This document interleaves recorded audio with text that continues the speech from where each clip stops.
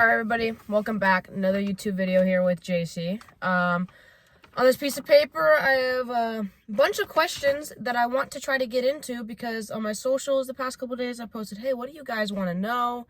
Ask me anything, BMX, non-BMX related, whatever you feel like, you know, what do you want to know, basically. So I think there's like 20 plus questions on there, I'd say, that I want to get into. So, you know, maybe a little bit more about me and my perspective and thinking on things. So, a couple of them are pretty funny. So, I just thought it would be fun to do this. And it not being like a training week video. So, yeah, let's get into it. Just know if you did ask me a question, it is in this video. Let's say that. So, question number 1. When did you start racing? So, me personally, I started racing when I was 8 years old, and I think I was like a month away from turning 9, maybe a couple weeks or so. And my friend, Clara, we went to school together, elementary school, all that stuff, and she invited me out to the track one day, and I was like, okay, you know, I had like some Walmart bike with some white tires, you know, living my life. But, yeah, she invited me out there.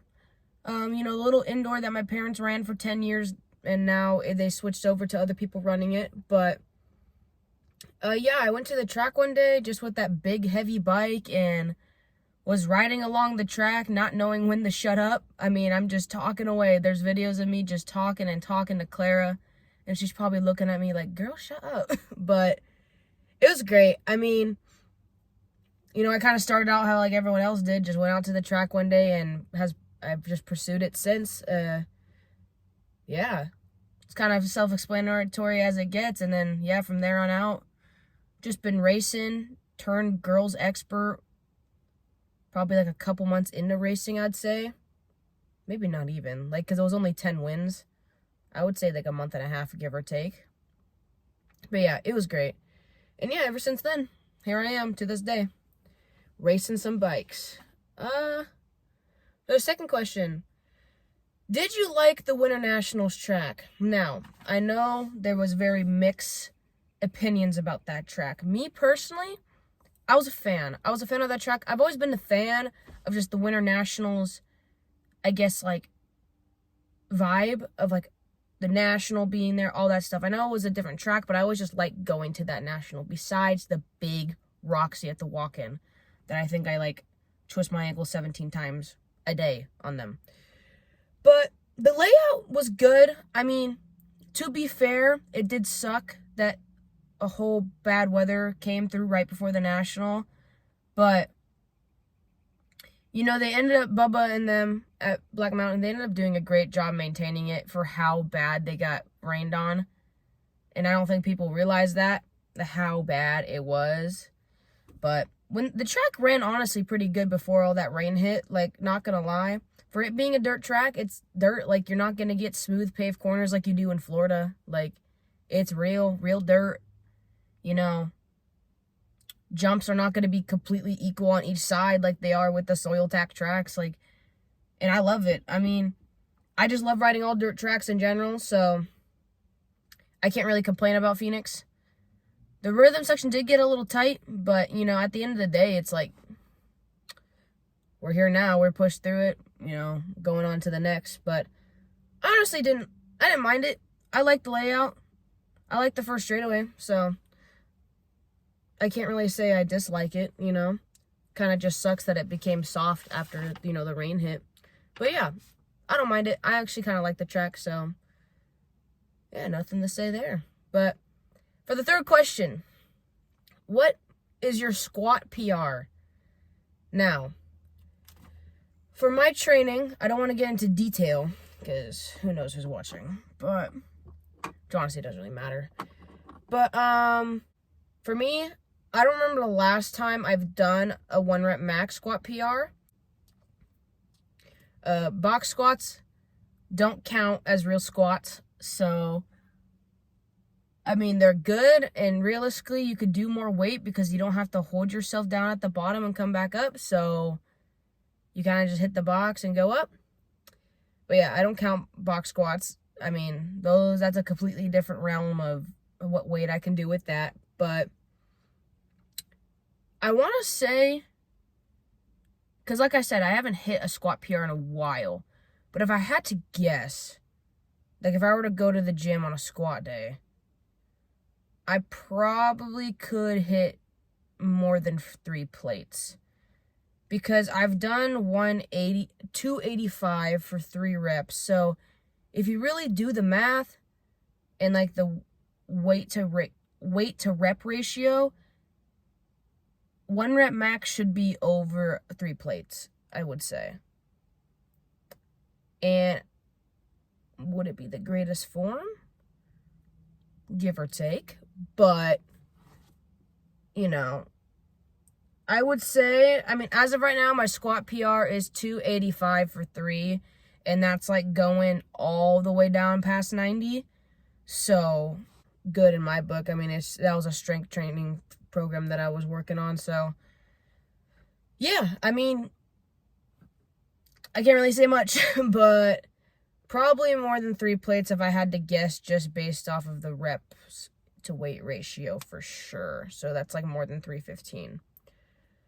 What gear do you race with? So I want to assume that means like what gear do I want run when I race? I don't change my gearing. Usually I just keep it the same no matter what, unless I'm going like a tooth up for like sprints, which really that's nothing special, but I won't really change my gearing ever. And that is just your basic 4416. It's not a secret. I mean, more than 99% of the people ride it. So, yeah. And it's a 4416 basic normal gearing standard. But yeah. There you go. My secret's out. Why are you such a cutie patootie from Orange Crush? Well, Orange Crush, Lily Rowley, you know, I guess the world may never know.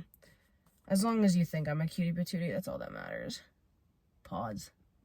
I'm just kidding. I mean, I don't know. The world may never know, like I said. Coming to Colorado for high altitude training or what? I know who this is from. Cashton Benj.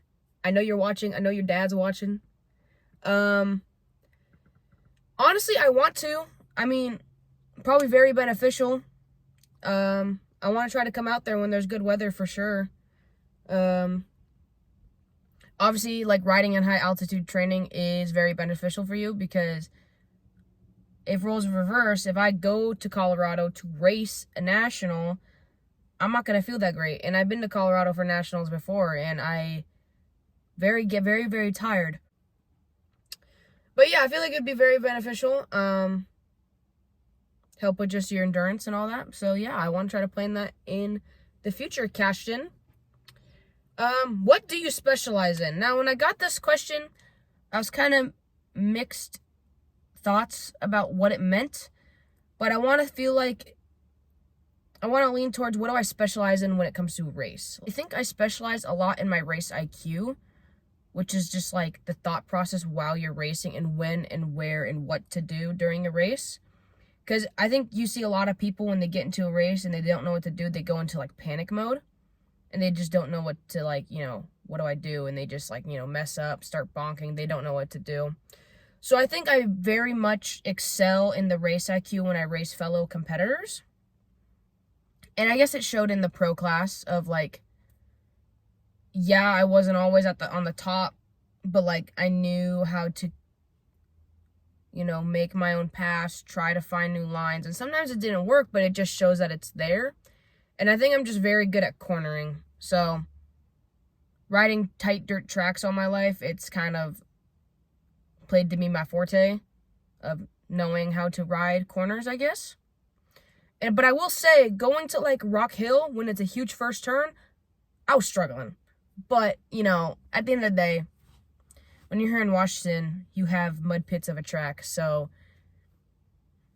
kind of got to work with what you got. So, yeah. Yeah, I would just say my race IQ and having the ability to know when and where and, like, I know people say like, oh, don't think when you ride, but I do and I don't. So it's good and bad. But yeah, I would just say my race IQ when I'm racing, that's probably my forte or what I specialize in. What keeps you motivated? Honestly, I used to hate losing. And I think everybody agrees with that. But because who wants to lose? I mean, you pay money to go and race, try to win, and you lose. That sucks.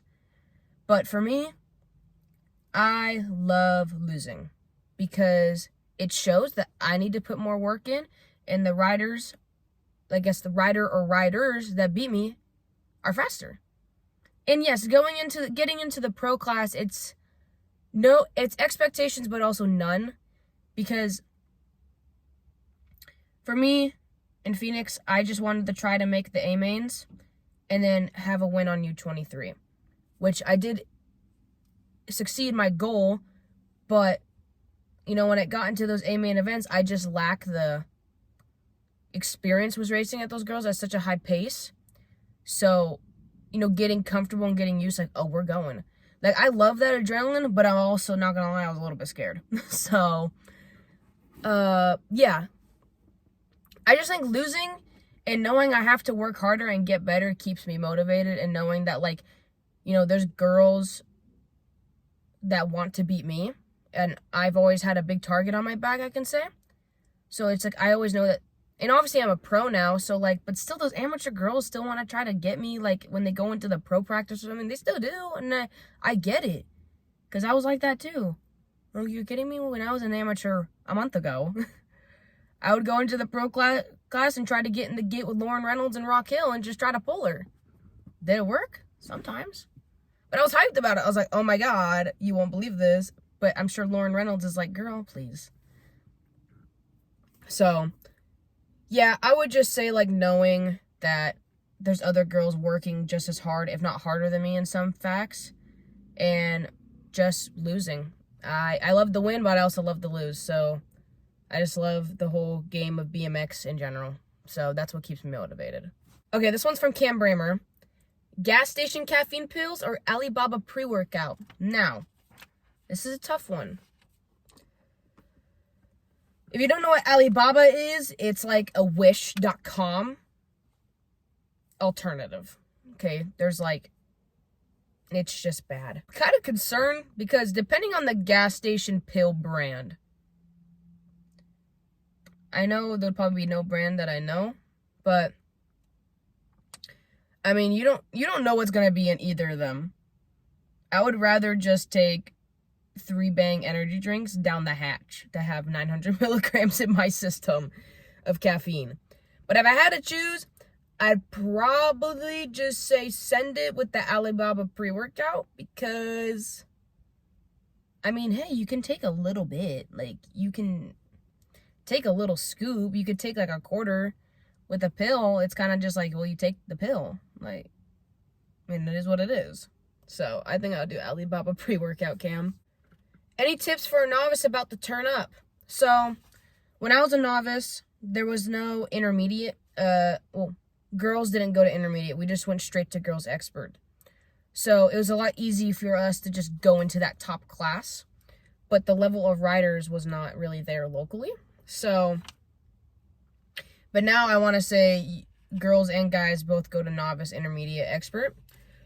So honestly, just set your own little goals and be realistic, because you're going into a new class. Depending on your age, they're riding clips. Maybe you haven't tried clips before, so it's all going to be new. Maybe you don't want to ride clips, and that's cool. But just know that, I mean, obviously, and they're probably going to race boys and girls and just a mixed group. So, I mean, it's going to be tougher. But just set those little goals for yourself, I'd say. Like, being consistent out of your laps. It's at a local race, or, just setting those little goals. Like I said, maybe you go to a state race or a Gold Cup, and they say, oh, I want to position this in one of these top positions. So set little goals for yourself, don't really look at the big picture of when am I going to turn up to expert, because their time will come. And just work on, if you really want to make that next step into turning expert, just keep focusing on, doing those things outside of the track, your sprints, working out, and just being overall healthy. What food do you best recommend for your BMX diet? For me, I've really had to cut down, honestly, in the past, year. I've had to cut down because I can say that I've been on and off, teenager, you know what I mean. But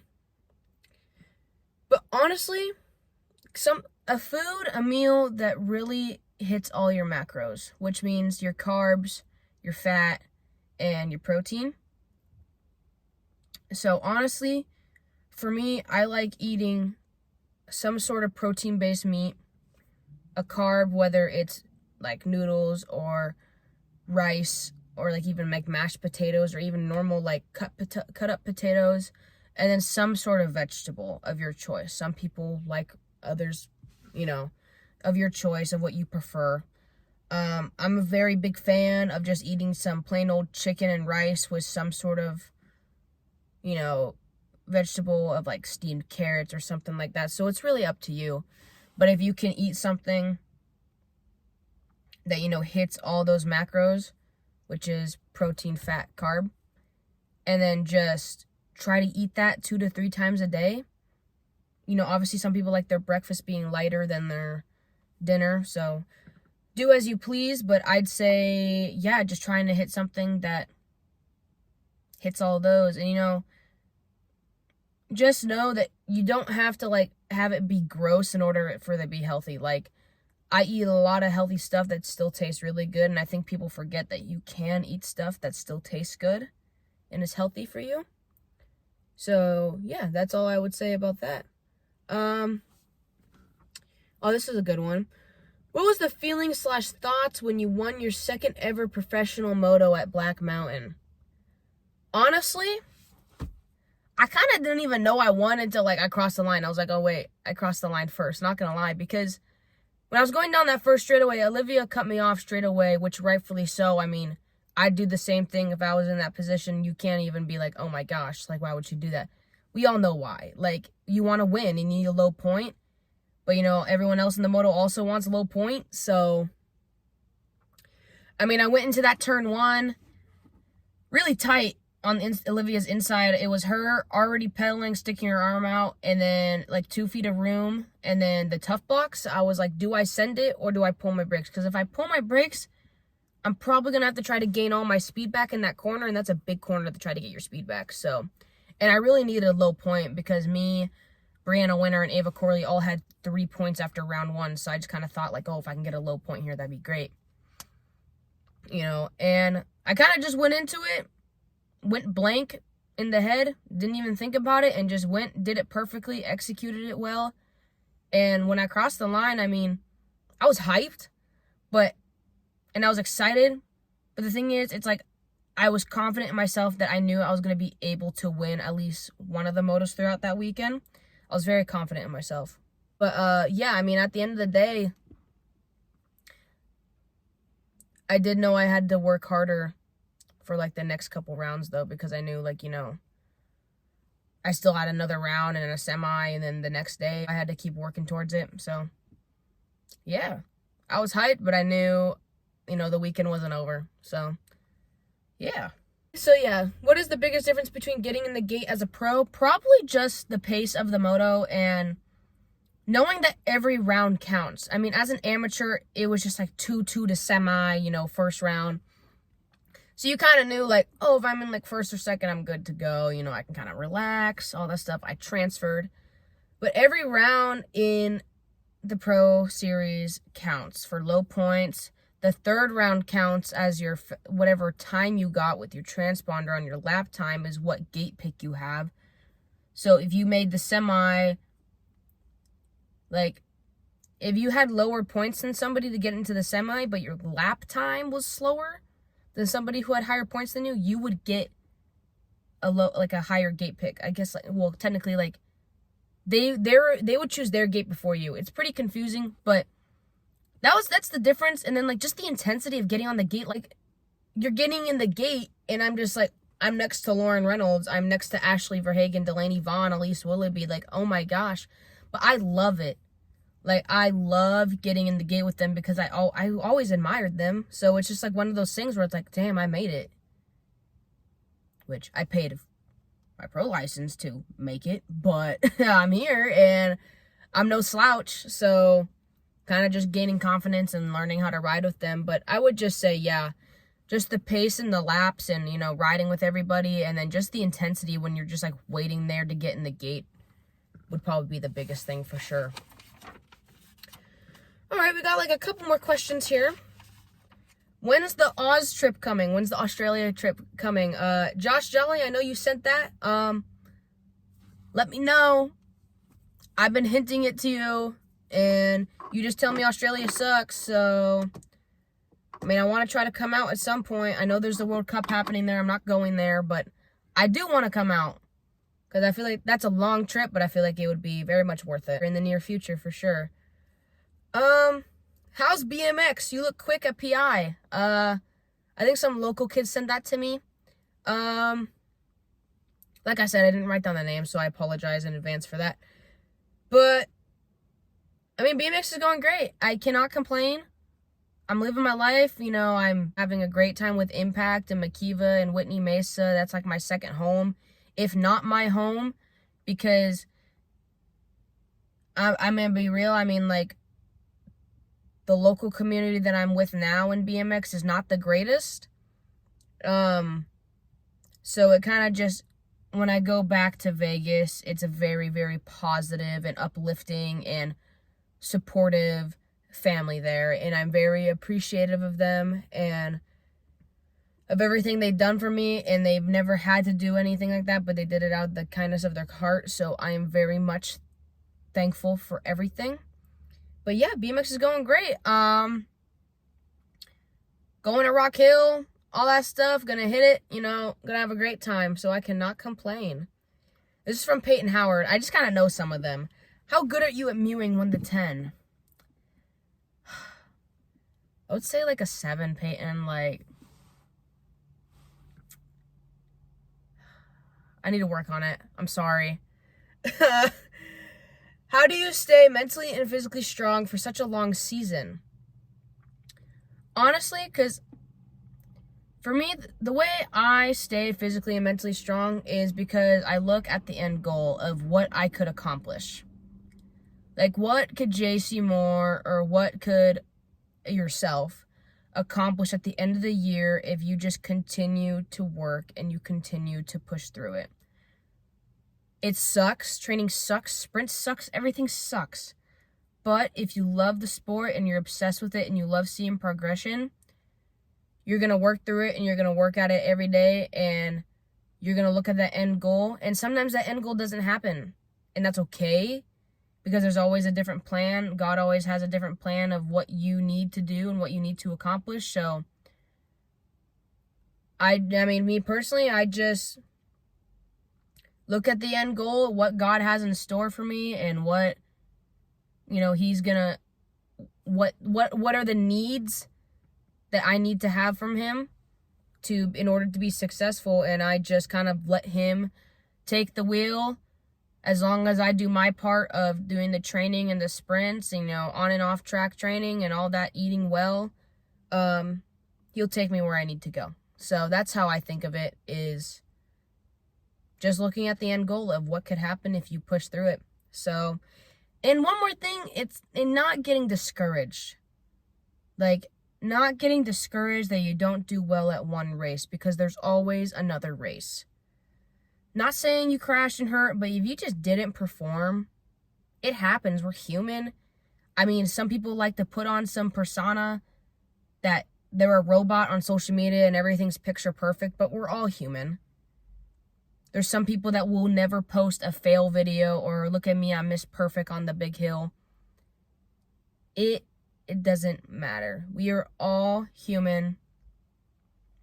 And not having a great weekend's okay. I've had plenty of not great weekends. And I kind of just looked at it as like, the riders are better than me. And they were better than me that weekend. And no matter how prepared I felt, they were more prepared than I was. So nothing you could do about it besides learn and just work on it. So I would just say not getting discouraged is a huge thing, and just to keep going through and knowing that there's always another race. And for the last question, strength training for little legs. So for like, younger riders, some kids. I would say for you little kiddos, just working on some body weight exercises like air squats, some lightweight exercises, maybe some lightweight squats. Honestly, just riding your bike, doing some sprints, doing the rollers. But yeah, just doing those simple little exercises. That's like maybe some box jumps. But I would say a big thing is probably like doing some squats with maybe some dumbbells on your hand, or even if you want to put a barbell on your back. But other than that, I think just working on doing those squats consistently, doing those box jumps to be explosive, and just continuing to do those sprints riding your bike, because I think my legs have been strong enough from just doing some sprints. So, yeah, that's really all I can say about that. I mean, it's kind of hard to give some little kids a workout because they don't have the build as we do to where your body could take it, I guess. Like, if you put a little kid through my whole training routine, it would probably not be good for them, probably actually hurt them. So it's kind of hard to say, give or take. But yeah, just like I said, all those things would probably be great for them to do. And yeah, that's pretty much it. I appreciate everybody who sent in questions. We had quite a lot anyways, honestly, more than I thought we would. So I'm very, very thankful that y'all sent in those questions and wanted to know. But yeah, like I said, thank you everybody for watching. Thank you for everybody who supports me. Yeah, make sure you go watch Phoenix recap video if you haven't. I kind of lacked on it, but there's still some good GoPro footage in there. So if you haven't watched it, go watch it. Go watch the bike check video. Go watch the week training videos. They're great. And yeah, if you have any other questions, make sure to put them in the comments on this video. I'll get back to you as soon as I can, whether it's personal or, whatever it may be. But yeah, if you haven't subscribed, I don't know what you're doing, because it gets lit over here in these parts of Jacy Moore's YouTube channel. And yeah, I'm going to try to be posting some more YouTube shorts of just single clips of me riding. So stay tuned for that. Be on the lookout. Follow my social medias. Well, Jacy Moore 24 on Instagram, Jacy Moore 24 on TikTok. I post a lot of training and riding videos on there. So yeah, stay tuned. Like and subscribe. This one, make sure you just stay tuned for any upcoming videos. Like I said, I'm trying to push out a lot. So yeah, I'll catch y'all in the next video. Peace.